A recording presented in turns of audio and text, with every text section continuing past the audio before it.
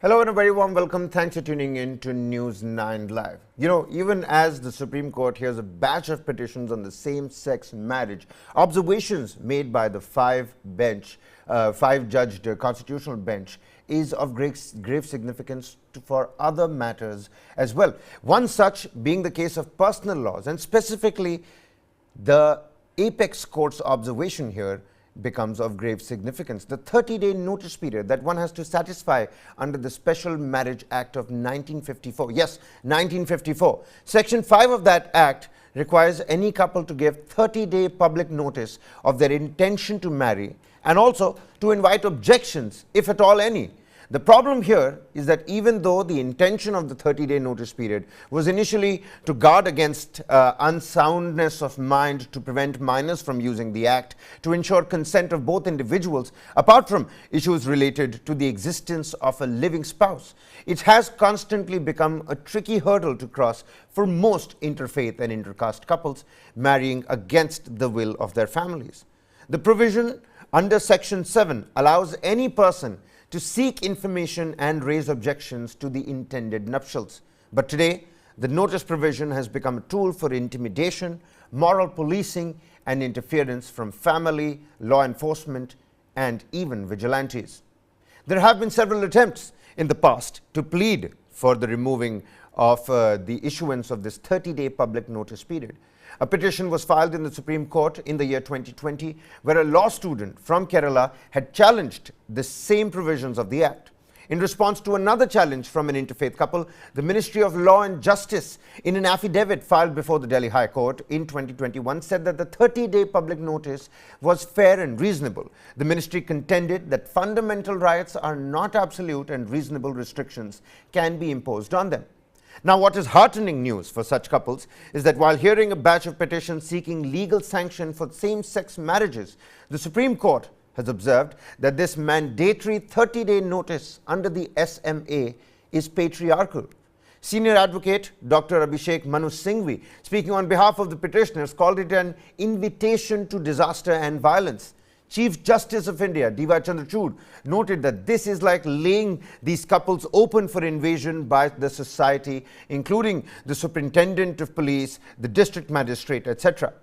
Not only this, the specific provision of SMA 1954 would pose challenges for queer couples as well. If members of the LGBTQ plus IA community were to be allowed to get married to whomsoever they loved after years of fighting for social acceptance, then why should they be subjected to scrutiny yet again? But even as many say that the notice period aspect is a violation of personal decisional autonomy and a relic of the past, is there any good that comes out of it? What is it really safeguarding when one needs safety after the notice is put in motion itself?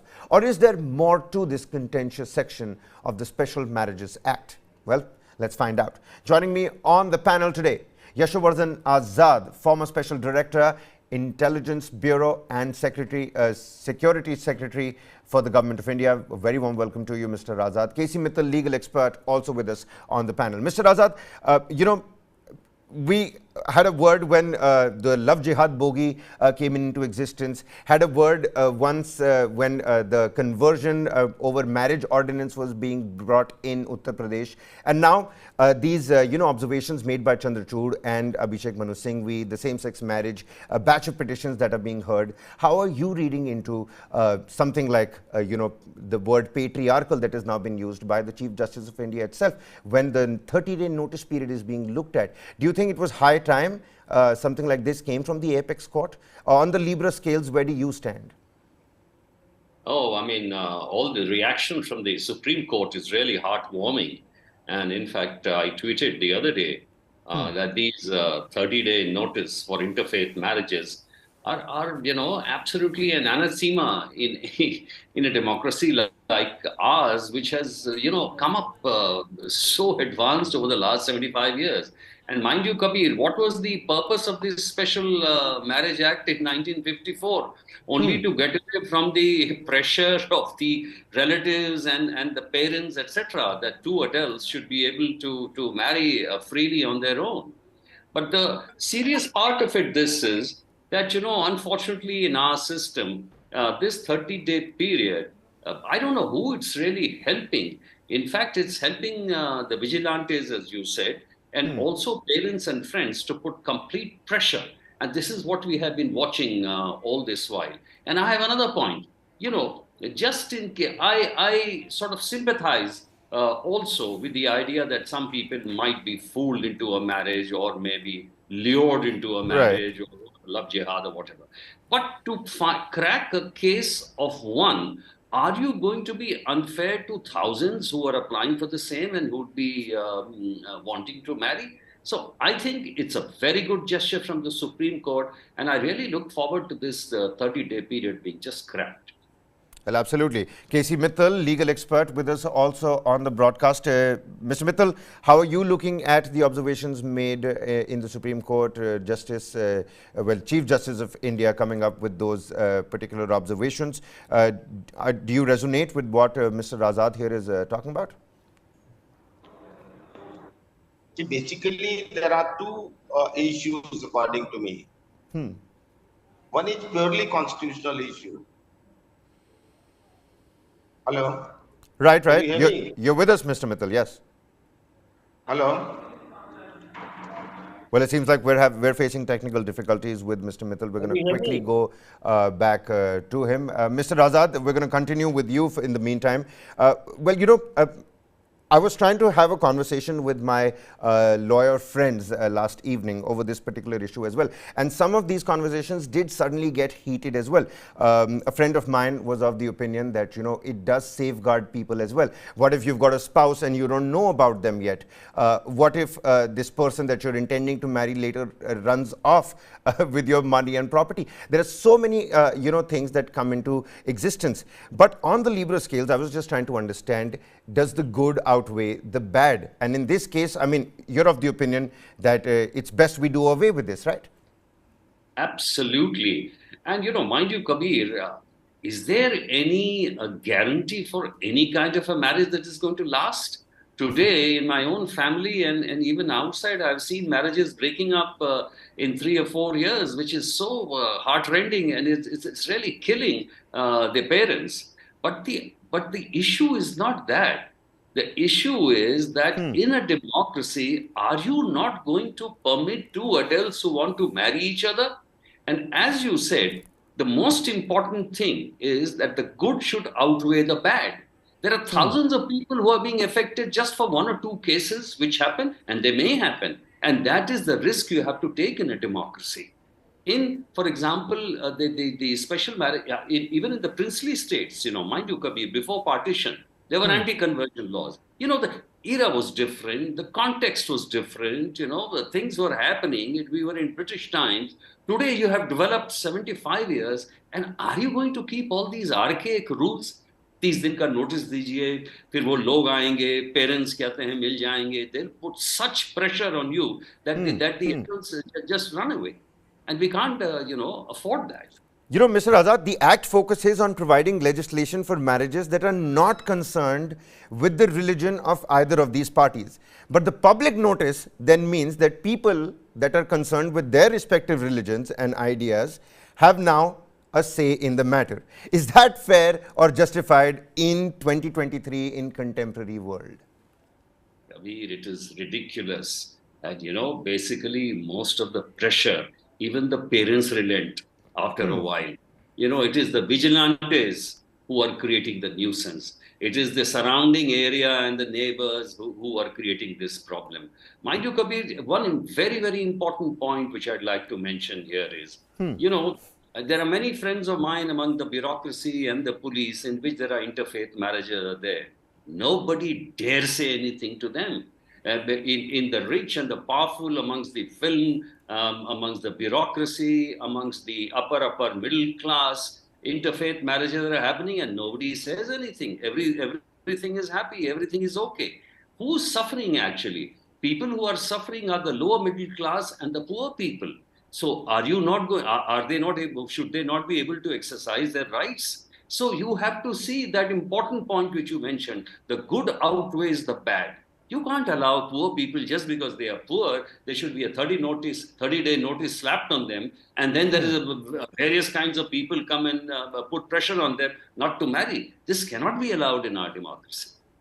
Well, I'm being told Mr. Mittal is back with us for a legal opinion on the PEG, the bone of contention of this particular discussion. Mr. Mittal, take a look at what Senior Advocate Manu Singhvi said in the court. He said that this is inviting disaster and violence. Do you resonate with what Mr. Singhvi or Mr. Azad with us here on the panel are saying?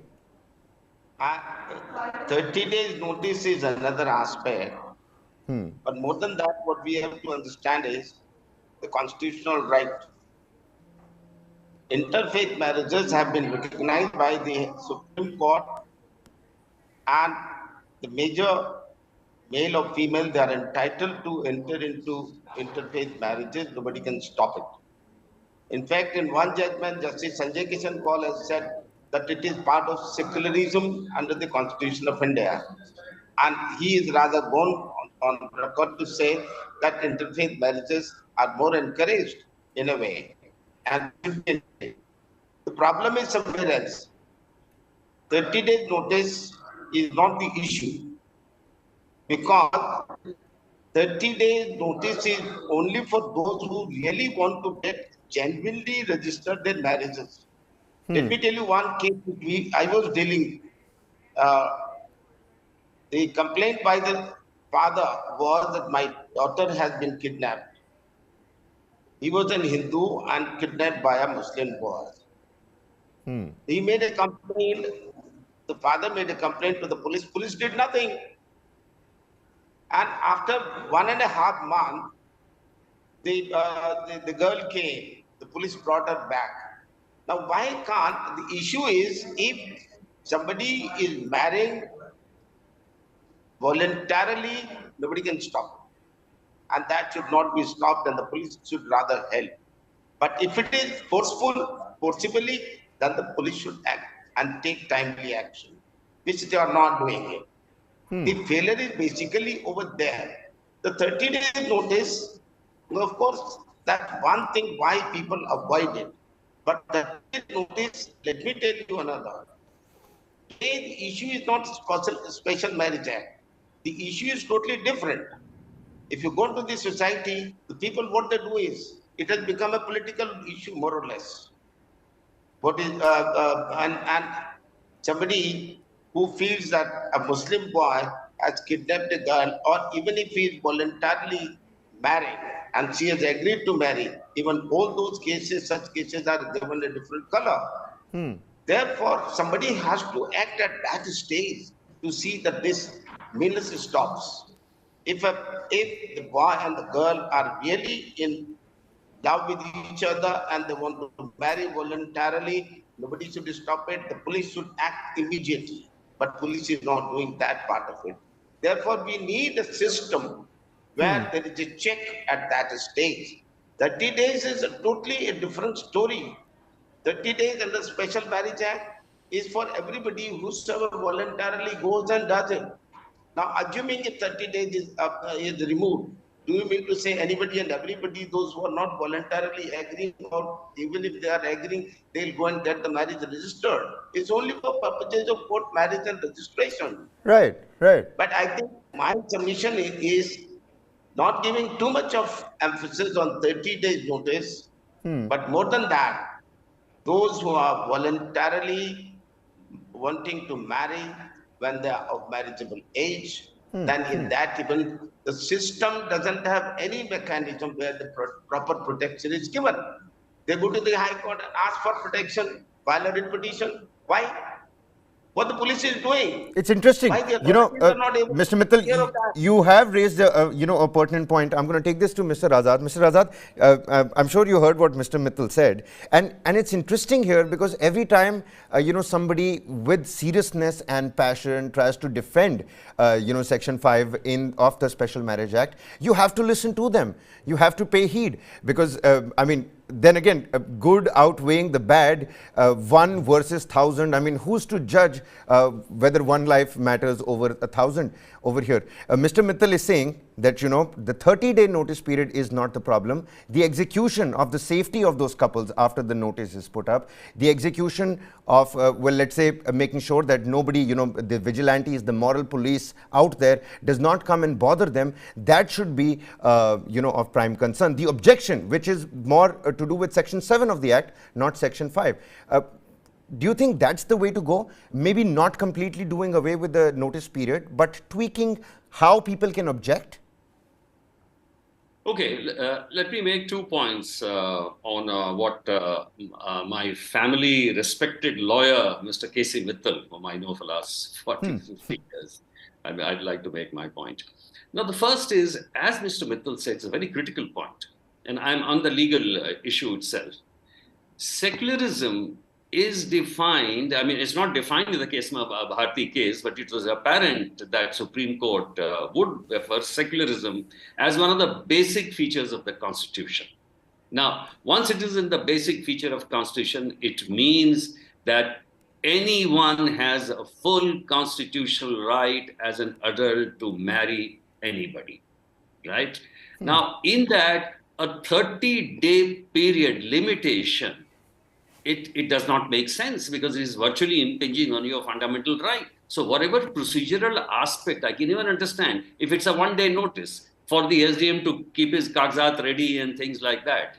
But otherwise, this 30-day notice does not stand any on whether it's legal basis, constitutional basis, or any on social norms or anything.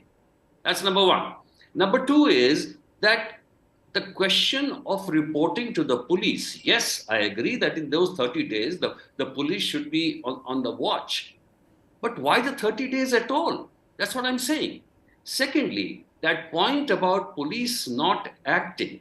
What I'm saying is, if, for example, a father makes a police report about his daughter suffering in a marriage, there are laws under sections of IPC that there are, in fact, very, very stringent laws of against exploitation of women or against tormenting a woman in a marriage, etc., Dowry Act, and there are so many. So why not act under that? As far as activating the police on this is concerned, I totally agree with you. Police should get the orders. I mean, they should be sensitized by the top leadership that in any such case, they should intervene immediately. But the 30 days notice, I'm absolutely against. All right. Well, K.C. Mittal, also taking a look at the suggestion of the Law Commission report, any particular suggestions over there? None have been taken up so far, but any pragmatic solutions over there when the Special Marriage Act is being looked at? Let me tell you one thing. Is it that the Section 30 days notice is mandatory for a marriage? Why can't a person go to the masjid and perform the marriage? Why can't a person go to the temple and perform the marriage? When is it necessary that there must be a 30-day notice at that stage and for such marriages? But the question is, basic question which I am telling you is that the two, if they want to marry voluntarily, the problem arises over there. If a father makes a complaint to the police, now who will decide whether the girl has gone voluntarily or under pressure? Therefore, there has to be a system at that stage. If there is a complaint made, the person should act. The authority should act. They should not wait for 30 days notice. And this is what has happened in the case which we were dealing with. The police did nothing. And the father kept on crying. My daughter has been calling me that 5 boys have taken me in the car and nobody is helping me. Save me, father. Save me, papa. What do you do? What these SHOs and police ACPs, DCPs are doing? But the fact to be ascertained at that stage is whether it's a case of kidnapping, forcible marriage, or it's a case of voluntary marriage. If they are voluntarily marrying, then nobody can stop it and they should be protected. If it is not, then the police should take action and register FIR for kidnapping. Why are they so insensitive in acting promptly and definitely at that stage? It will, I'm telling you, these vigilante, what you say, In most of the cases, they are motivated. The vigilantes, even if it is a genuine case, they would.